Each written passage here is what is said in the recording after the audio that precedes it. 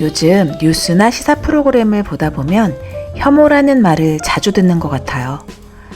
노인 혐오, 외국인 혐오, 여성 혐오, 어떤 대상에 대한 혐오, 이런 단어들이 많이 나오는데 그냥 그런가 보다 하기엔 요즘 사회적 분위기가 심각할 정도로 분열이 되고 있고 나와 다른 사람을 혐오하는 세태가 일반화되고 있는 상황입니다. 혐오라는 것은 그저 싫어하는 것을 넘어서 상대를 기피하고 증오하는 감정이죠. 혐오가 드는 여러 가지 이유가 있는데요. 현재 사람들 사이에 불신과 혐오가 증가하는 데는 여러 사회적, 문화적, 또 정치적, 경제적 요인이 작용하고 있습니다. 이런 여러 가지 외부적 요인들이 작용을 해서 혐오를 일으키기도 하지만 또 내 안에 심리적인 요인으로 작용하는 것들이 있습니다. 먼저 나 자신을 타인보다 우월한 존재라고 생각하고 행동하는 태도일 수 있다고 합니다.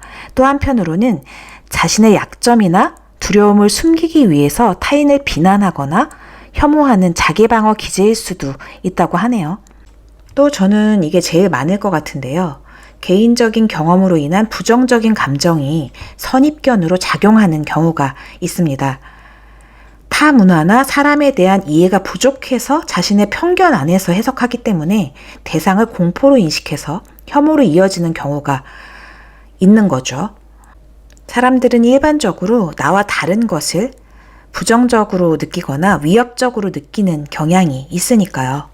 가정이나 사회에서 학습한 편견이나 고정관념은 어떤 특정 집단이나 인물에 대해서 부정적인 영향을 미칠 수 있습니다. 요즘엔 미디어의 영향도 굉장히 큰데요. 뉴스 클릭수에 따라서 돈을 받기 때문에 제목 자체가 굉장히 자극적이고 조장을 하는 경우가 많잖아요. 또 하나의 가장 큰 문제라고 생각을 하는데 소셜미디어의 발달이 있죠. 굉장히 역설적인 문제인데 SNS나 유튜브가 폭넓은 교류를 할 수 있게 하는 것 같지만 실제로는 개인적 취향이나 생각을 더 결집하게 만드는 방향으로 흘러가잖아요. 이 알고리즘이 작용을 해서 그것을 더 모아주죠. 그래서 요즘은 생각이 더 고착화되는 현상이 일어나고 있어서 굉장히 많이 생각을 하고 더 객관적인 시각을 가질 수 있도록 우리가 노력을 해야 된다고 생각해요.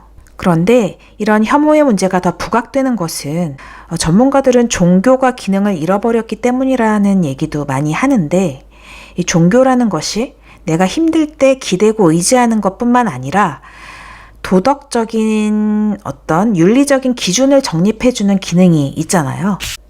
특히 기독교에 대한 신뢰와 권위가 많이 실추됐기 때문에 수천 년 지켜오던 가치가 무너지고 있는 건데요.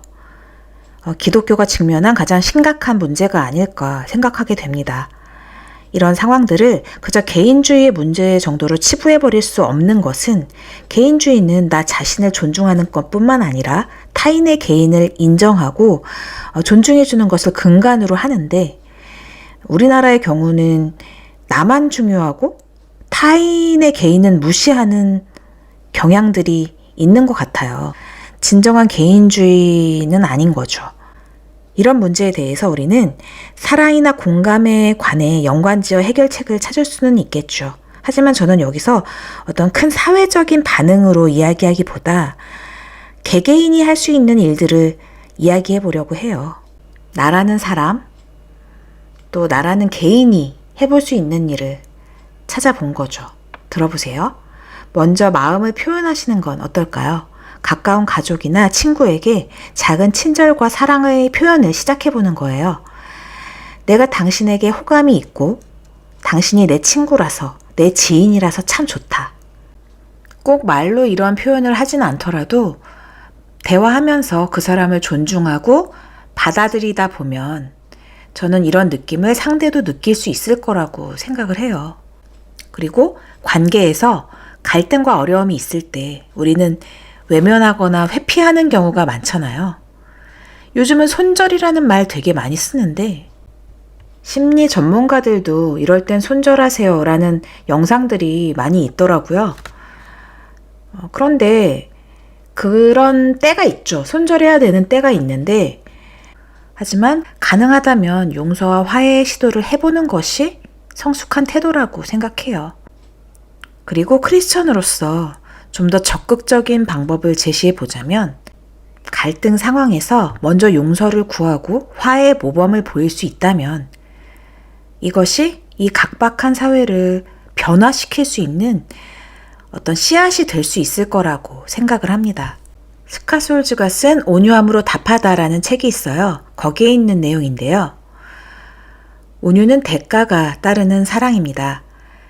그 안에는 예수님이 우리를 위해 하신 용서와 희생이 선재되어야 하고 그들을 위해 슬퍼해야 하는 것이죠.